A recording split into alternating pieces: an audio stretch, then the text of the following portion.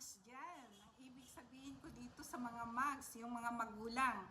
Daddy, mommy, tatay, nanay, lolo, lola, uncle, aunties. Yung mga tao ngayon na nagre-raise ng mga o nagpapalaki ng mga bata ngayon. So we will talk about 0 to 4 years old. But before that, ipakilala ko sarili ko. Ako po ay isang retired social worker. I've been in the work for 37 years in different fields in social work. And I handle mga cases, mga court cases about children. The 7610, that is Child Abuse, Republic Act 7610. And then we have the Republic Act 9165 about drug addiction, and itong 9344, no, very common sa atin itong 9344. Yung 44, yung mga bata na na-involve sa illegal activities or violation of the law. Now, alam na natin ngayon, no, na exposed tayo lahat, even the children, exposed sa social media.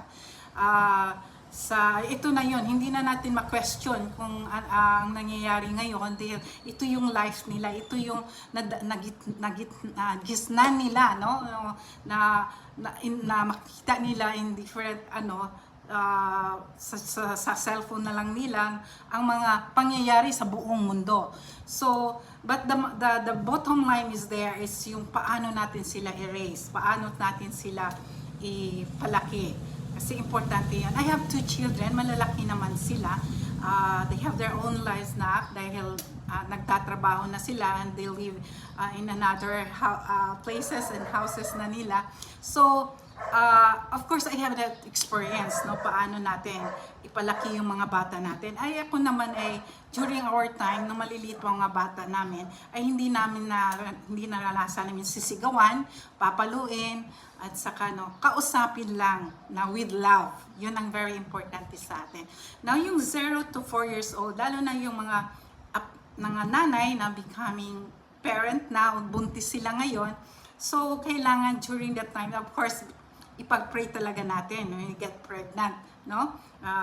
Kailangan natin ipag-pray yan araw-araw sa ating kung tayo ay pregnant na. So every now and then, ipag-pray mo, kausapin mo din siya habang lumalaki yung bata sa tiyan mo. So yan ang importante diyan. So mga magiging magulang, no? Yung couple na planning to have a child, so of course, ipag-pray natin yan, no? Lagi natin, Max, ipag-pray natin yan, ha, sila pag tayo